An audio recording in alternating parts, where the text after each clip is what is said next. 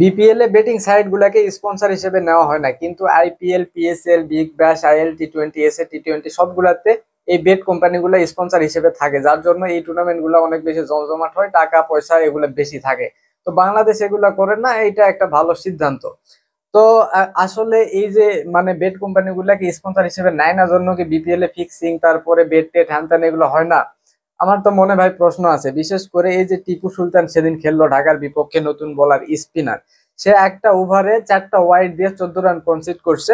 14 run যে কোনো bowler খাইতেই পারে, ওইটাতে সমস্যা নাই, কিন্তু সমস্যা কোনগুলাতে আছে সেগুলো পয়েন্ট গুলো আমি বলি, পুরো ভিডিওটা দেখেন তাইলে আসলে বিষয়টা বুঝতে পারবেন। লিটন দাসকে প্রথমে তিনি 2টা বল অফ স্টাম্পের বাইরে ওয়াইড লাইনে করলেন। লিটন দাস 3 রান নিলেন, 3 নম্বর বল একদম স্টাম্পের ভিতরে করলেন এবং সাব্বির রহমান বোল্ড গেলেন।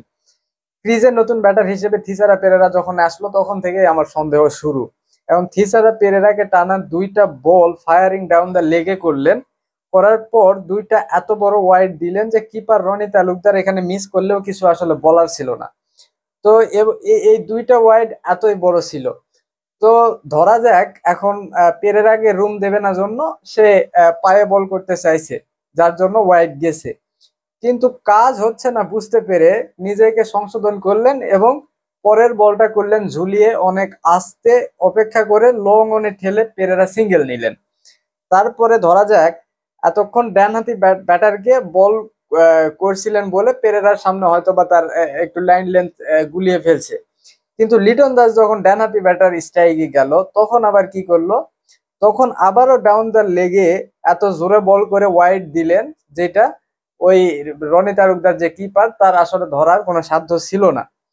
তো আসলে এটা একটা প্রশ্ন। তারপরে ধরেন পেরেরা আবারও স্ট্রাইকে আসলেন, আবারও ঝুলিয়ে দিলেন পেরেরাকে, পেরেরা দেখে শুনে ডিফেন্ড করলেন, মানে অবশেষে ওভারের শেষ বল শেষ হয়ে গেল, কিন্তু আবারও ডাউন দা লেগে অনেক বাইরে ওয়াইড দিয়ে বসলেন যখন এই লিটন দাস স্ট্রাইকে আসলো।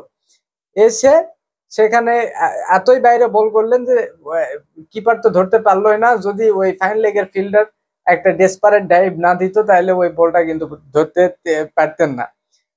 তো ডানহাতি বাহাতি মিলিয়ে লেগ সাইডের অনেক বাইরের বল 4টা তিনি ওয়াইড দিলেন, ভালো কথা। লিটনকে ওভারের শেষ বলটাও করলেন একদম লেগের বাইরে, ছেড়ে দিয়ে ওয়াইড পেতেন লিটন, কিন্তু সেটা করেননি। লিটন এই বলে একটা 4 মারলো এবং ঢাকার রান হয়ে দাঁড়ালো 115।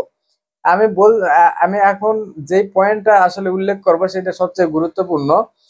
এই যে 3টা ওভার ভালো করে শেষ ওভারে এসে নিয়ন্ত্রণ হারিয়ে ফেলাটা, এটা ধরলাম অনিচ্ছাকৃত, কিন্তু যখন দেখি বেটিং সাইট গুলাতে 15 ওভার শেষে ঢাকার রান 115, এর পক্ষে বাজির দর হাঁকায় 2.5, মানে 1 লাখ টাকা হবে 2.5 লাখ টাকা। সেখানে টিপু সুলতানের এই বিশাল বিশাল ওয়াইড আর রান একদম কাটাই কাটাই 115 হওয়াটা আমার মনে আসলে খসখসানি জাগায়। এই জন্য আসলে আমার এত কিছু বলা, এই কটা পয়েন্ট আমি আসলে উল্লেখ করলাম এবং লিখে রাখছিলাম।